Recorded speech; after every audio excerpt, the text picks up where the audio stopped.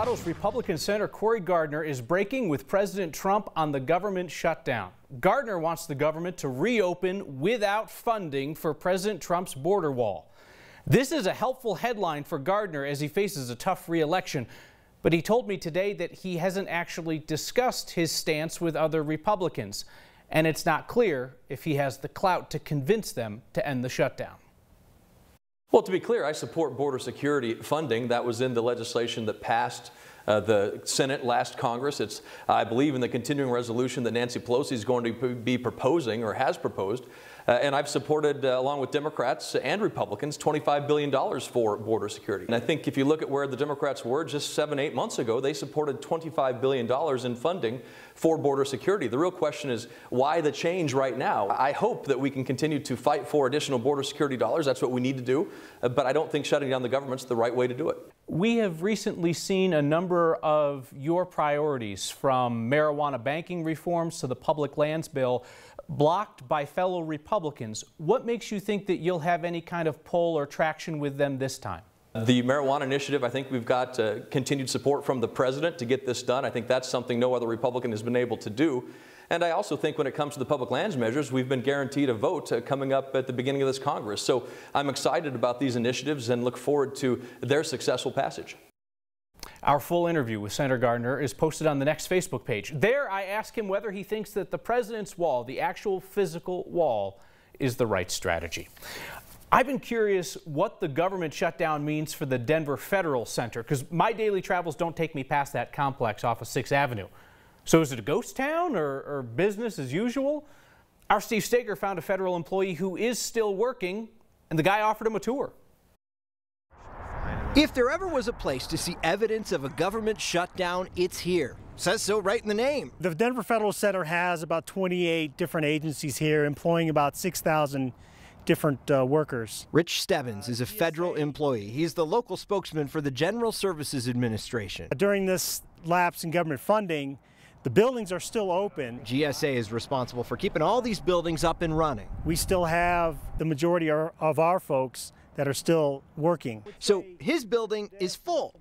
You could tell it from the parking lot. Travel around a little bit and you'll see this place certainly isn't a ghost town. There are people walking around. Employees at the Bureau of Reclamation are here because Congress already approved their budget. It's not a total shutdown, so we're keeping everything wide open for those folks that are coming to work here. They're even keeping this building open, the Bureau of Land Management, even though the agency is part of the shutdown and the parking lot is practically empty. Perhaps the best visual example of the partial government shutdown is the parking lot of the USGS Ice Core Labs. The government is partially shut down and the parking lot is partially full. Because there is limited staffing around, it is a little bit quieter. Bottom line, the Denver Federal Center certainly isn't bustling. It probably just looks like your office does the weeks around a holiday. And hey, just because the agencies managing wildlife are closed, it doesn't mean wildlife isn't doing its thing, like this bird of prey in the Federal Center parking lot. Perhaps it's a metaphor. Too bad it wasn't a bald eagle. Extra points if you can tweet me and tell me what kind of bird that was. Now, if you were watching last night, you remember folks were asking about federal contractors and what happens to them during a shutdown. Kyle, I talked to a few of them today who emailed us last night who say they're not going to get paid. Back pay for the time that they're off. They've had to file for unemployment benefits. And so we tried to talk to some of them today. It just was kind of difficult. And none of them really wanted to talk to a camera and tell them that story because they're afraid of losing their job. That's understandable. That's absolutely understandable. Hey, good to have you back around these parts. Good to be back. We are getting some feedback tonight from a viewer named Tony Goss who thinks that we got it wrong last night. So we called out Democratic Senator Michael Bennet for starting a misleading claim about the impact of the national park shutdowns in Colorado, a claim that has now gone viral. Bennet tweeted that Colorado's economy was losing $1.9 million a day because of the park's closure. His team admitted to us they just divided the annual visitor spending due to park visitorship by 365 days. They ignored the obvious, that our national parks are packed in the summer and the fall, and they're largely empty this time of year. Tony emailed me to say that we failed to consider the losses in places like Estes Park, the shopping and the hotels and the tours and etc. So actually, Tony, I went back and looked at this again. The inflated number that was used by Senator Bennett's team, that comes from the National Park Service's estimate for all visitor spending at the park, near the park, all the ancillary spending. And we understand dollars, no matter the amount, Estes Park would like to see those again, and soon. A congressman from Colorado kept his word on his first day in Congress today. Democrat Jason Crow of Aurora did not vote for Nancy Pelosi for Speaker. Crow voted for Senator Tammy Duckworth. It's a reminder that while every speaker in American history has come out of the House, there's nothing in the Constitution that says the Speaker must serve there. Another Colorado Democrat who had pledged to oppose Nancy Pelosi flipped as expected. Congressman Ed Perlmutter had cut a deal to guarantee Pelosi the votes that she needed to be Speaker. In return, Perlmutter got a promise that Pelosi won't serve more than 4 more years.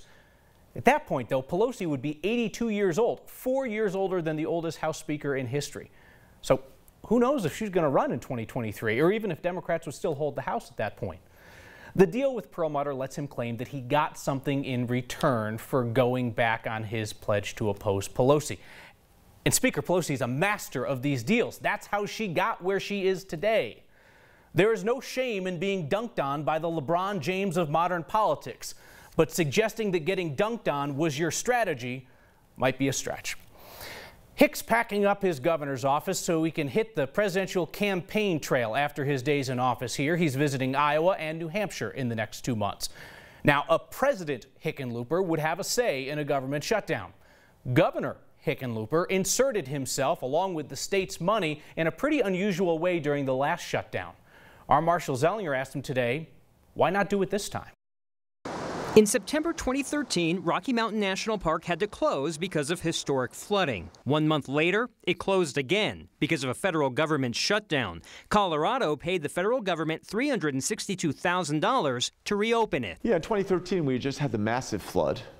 Estes Park was closed down by the flood, and right when they reopened, and it was when the leaves were turning color, right at that moment, all of a sudden there was a shutdown. It would have decimated the economy of Estes Park. Luckily, we're not at that point. Governor John Hickenlooper is not ready to make the same offer yet. When the leaves are changing in Estes Park and in Rocky Mountain National Park, that's part of the best sales system or sales period for all those small businesses. I think now, after the holidays, with a shutdown, it's not as dire. But still, serious, these are people's lives, right? But if you only saw Senator Michael Bennett's tweet, you'd think the national park shutdown was dire, costing $1.9 million a day, a dollar amount Bennett's office admits is not that high. Even if it's only $100,000 a week, that's real money, right? That's the difference in a small business between success and failure. So where did the state have that money to pay in 2013? It actually came from the Colorado Tourism Office. The state requested reimbursement after the fact, but in a statement from the Tourism Office, I was told it wasn't a stipulation of the money and there was no expectation of reimbursement. Fancy words for we never got our money back, Kyle. Hey, can you cover lunch today? There's no expectation of reimbursement. I need to borrow some money, by the way. Yeah, exactly. All right, thank you, Marshall. So Denver will not be adding any more red light cameras at intersections across the city, at least not for now. Instead, city engineers and the police are going to test whether making yellow lights longer might also improve safety. City Council rejected a contract this week to expand the red light camera system. One problem with this contract, it listed the wrong intersections. Councilman Kevin Flynn convinced the city that they should reevaluate yellow light timing first. Flynn says he went out and tested this himself and found that at 2 of the 3 intersections where they were going to stick the cameras, 13th and Lincoln and 18th and Lincoln, Flynn says the yellow lights there were shorter than they should be, according to the city's own standard. Denver historically for decades used the legal 3-second minimum yellow time, whether you were on a little side street in a neighborhood approaching a little light in the middle of a neighborhood, or out on Colorado Boulevard where people are going 40 or 45 miles an hour. The laws of physics will always trump the laws of traffic, so you have to engineer for each intersection. Like that dude on the left was like a little visual reminder of what yellow looks like. This could take up to 9 months for engineers to complete their study. If at that point they decide they still want to go with the red light cameras, Councilman Flynn told us, well, you know, at that point they can tell citizens, hey, at least we tried. We shared a bit of a laugh right here last night about Longmont's time-traveling New Year's baby, the local newspaper's proclamation of the first baby of 2109. Whoops. Hey, it's a reminder that all of us in this business make mistakes publicly, some more prominent and more humorous than others. But then I heard from an ex-viewer named Kent Muller. He's a Longmont native. He's a Lutheran minister, and also, full disclosure, Kent says his daughter works at the place that puts out the paper, but it wasn't her typo. Anyway, I invited Kent on next for his own commentary, which is way more thoughtful than anything I had to say. I wonder what kind of world the first baby of 2109 will be born into. It's humbling to realize that nearly everyone watching won't be walking this earth 90 years from now. Hopefully, Taylor Burge, born in Longmont on New Year's Day, will be 90 years old and make a big deal of the newspaper headline when that year rolls around.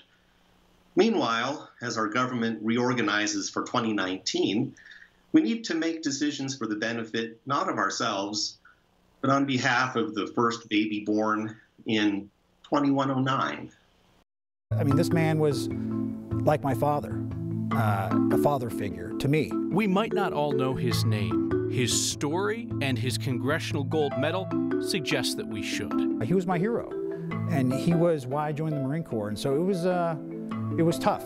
It towers 5 stories over a busy street, and it's coming down. It's just a really good example of a type of architecture that doesn't really exist too much in Denver. They did try to save this thing. That's next.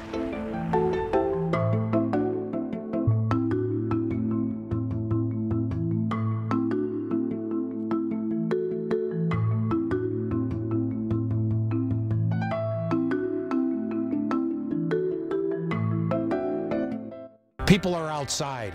People are active in this state. And I think by osmosis, people like sports.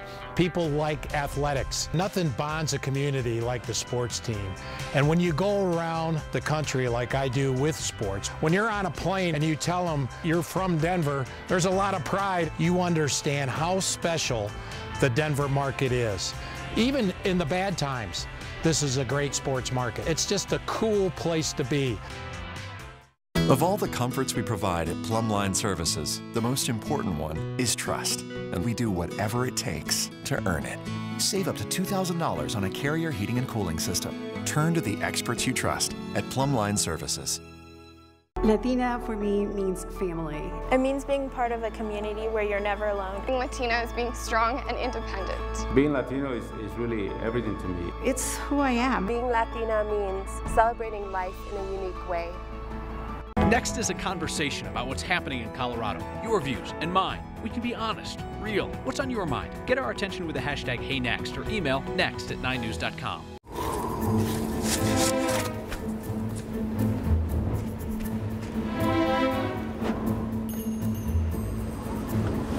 With our laser-measured floor liners, no-drill mud flaps, cargo liner, a bump step, and even seat protectors, WeatherTech has everything you need to keep winter out of your vehicle. Order today at WeatherTech.com. Made right in America.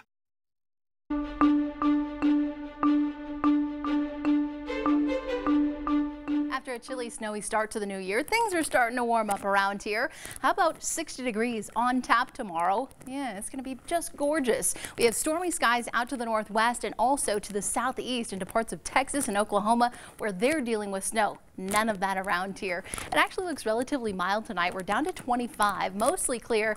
Those higher mountain valleys, though, Gunnison, Alamosa, I'm looking at you. You're going sub-zero, but not quite as chilly as early this morning. High pressure sets up across the state. This is going to bring us all that sunshine and the heat, too. We're talking 60 degrees on tap tomorrow with all that sunshine, light winds around. 50s across the eastern plains with some 40s up in the mountains. A nice little warm up on the way for you folks, too. 62 on Saturday. Loads of sunshine, all that snow that fell, oh, it will be long gone. We do have another storm system, though, that moves in on Sunday. That'll bring some snow to the high country, maybe a few flurries late Sunday night into early Monday morning. A little cool off, lower 50s, and then look at that, Kyle, back to the 60s in no time. Away we go. Danielle Grant, thank you. I know. Tonight, we pause to honor a man who is not a household name in our state. Those who did know him say that he changed the course of their lives. Sergeant Major Archie Robinson passed away the day before Christmas Eve. He was 89. He started serving in the U.S. Marine Corps when it was still segregated. Later, he would be awarded the Congressional Gold Medal. That's America's highest civilian honor. People who knew him for more than 3 decades help us remember his legacy. Those values of honor, courage, and commitment weren't just words to him. I mean, he lived them for 30+ years in the Marine Corps. My name is Colonel Scott Stebbins, and I am here today to talk to you about my teacher, my mentor, my hero, Sergeant Major Archie Robinson. The first time I met Sergeant Major Robinson was in high school, my sophomore year, 1983. I mean, this man was like my father, a father figure to me. He was the reason I joined the Marine Corps. I think from 1942 to 1949, the Marine Corps was segregated. So black Marines went to Montford Point and white Marines went to Parris Island. I mean, he endured, a lot of racism, a lot of segregation. He didn't get all the good jobs, or he was a steward in a wardroom aboard a ship, serving officers. But that's not what he wanted to do. That's not why he joined the Marine Corps. He wanted to fight. He would purposely screw up, pour coffee on officers just to get out of being a cook or out of a steward, so that they would ship him off, to the front lines. And he fought in Korea, 1953, with Fox Company, 2nd Battalion, 5th Marines. And then he was also in Vietnam from 1968 to 1969. So he retired from the Marine Corps after 30 years of service, and then he still wanted to be a Marine. And so he became an assistant military instructor at Adams City High School in Commerce City. He would take these at-risk kids and teach them about history and about leadership and about being a good citizen. He taught us we're all Marines. It doesn't matter what your race, color, creed, religion, or whatever, you're a Marine first. Anyone who wants to pay their respects to Sergeant Major Robinson is welcome at the memorial service tomorrow at Harvey Park Church. And afterward, he'll be buried with full military honors at Fort Logan. That's at 2:15 in the afternoon. Denver is losing a very recognizable piece of the city. Just because a building is lost doesn't mean it didn't have significance. The bridge to the future will soon be the past. And what happens when the people who put up the signs don't bother to read the signs? Next. Listen up, pizza. You might only be $5 on Fridays, but you've got all the makings of a champion. Now let's eat this thing! Sports! What? For $5 on Fridays, get a large sausage, cheese, or pepperoni thins. We make it, you bake it. Papa Murphy's. The whole idea of Next is that we want you to hear things and say, right on, that's what I'm thinking. And we also want you to hear things that make you squirm a little bit, make you uncomfortable, perspectives that you might not have considered, but are still thoughtful. And it's okay if you hear things that you don't like, because you're smart enough to decide whether or not you agree with it. Let's consider different perspectives. Let's give you good information so that you can make smart choices. You should expect to see and hear things that you have not seen and heard anywhere else. People are outside. People are active in this state. And I think by osmosis, people like sports. People like athletics. Nothing bonds a community like the sports team. And when you go around the country like I do with sports, when you're on a plane and you tell them you're from Denver, there's a lot of pride. You understand how special the Denver market is. Even in the bad times, this is a great sports market. It's just a cool place to be.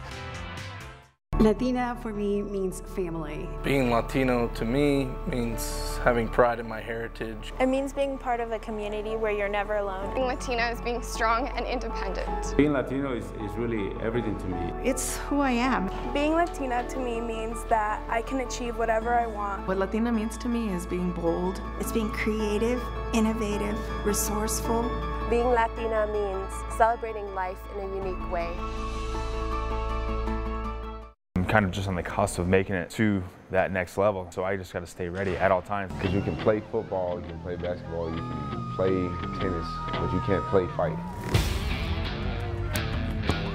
He looks beat up, and I'm so concerned about his well-being that I don't sleep. Got 5 stitches in my eyebrow. This is what Josh wants to do. This is what makes him happy. I just support him. I pray that when this is all said and done, that his mind and his body are okay to have a normal life.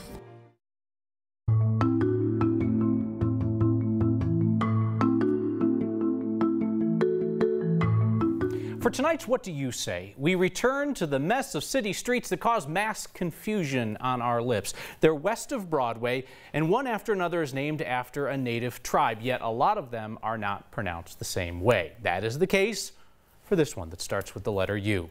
So we asked our expert, Dr. Colorado, history professor at CU Denver, what do you say? Umatilla is the way I've heard it. A branch of the Indians living on the Umatilla River near the Columbia River in Oregon. The name refers to a tribal village where there were many rocks. I bet Spanish-speaking people would pronounce it Umatilla. All right, that is one that I have mangled over the years. You heard Dr. Tom Noel say Umatilla. I know I've said Umatilla over the years, and obviously he points out that other people, linguistically correct, would say Umatilla. Huh. That's interesting. Another example of Denverites going this way and that on pronunciations. What other place names trip you up? Or maybe we could settle a bet with somebody in your household or at work who says it differently than you do. Email next@9news.com or get our attention anytime with the hashtag HeyNext. It is a sign that perhaps the people putting up the signs don't always read the signs. Next viewer named David saw this. Please help protect park trees. Do not attach items to trees. David noted the sign itself is attached to a tree at Mayfair Park. This was on Christmas Eve. That's pretty good. Send us the signs that make you smile. Email next@9news.com or get our attention with the hashtag HeyNext. An iconic building in Denver that for decades has served as a pedestrian bridge over 9th Avenue is being demolished. Developers say they could not come up with an affordable way to salvage the so-called bridge to the future. Before it becomes the past, we asked a historian to talk about its significance.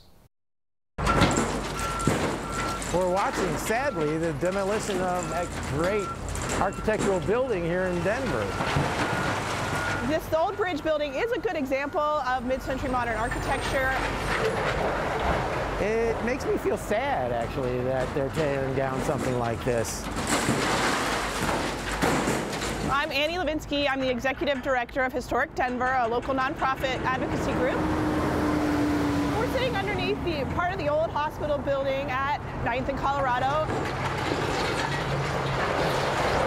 You know, buildings tend to be at their greatest risk when they're between 30 and 50 years old. This building is just slightly older than that. It's a great example of modernist design from the 60s, I would guess. It was designed in 1964 by an architecture firm out of Chicago. And one of the things that's most unique about it are the louvered panels that were placed all across the outside. And it's nice, clean lines, the way it spans across the street. So this is certainly reflective of Denver's post-war boom when the medical campus and the hospital were growing enormously after World War II.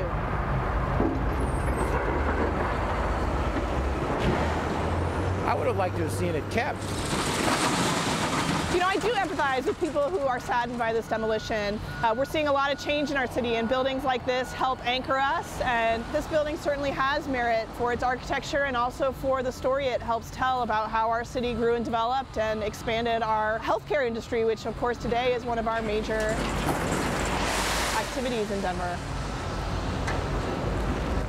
That massive redevelopment of 9th and Colorado is expected to include some apartments, condos, townhomes, movie theater, restaurants, and shops. All these people, you know what that's likely to do to traffic on an already packed Colorado Boulevard. As an old co-worker of my wife used to say, and I love to repeat, Colorado Boulevard is never the answer. Speaking of answers, a ton of you wrote in with an answer to Steve Stager's question tonight. And a woman in the audience suggests that perhaps my gender had something to do with my language tonight. We'll discuss next.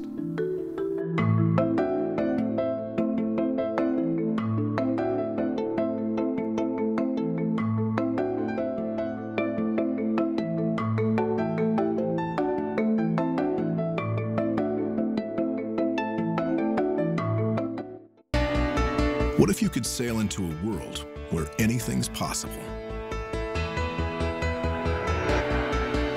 What if every day brought something new? What if a ship could transport you in more ways than one? With Celebrity Cruises, there are no ifs. For a limited time, book during our Sail Beyond event to receive our biggest offer of the year. Click or call to book today. I'm Corey Rose, sharing Colorado stories, 9 News, everywhere.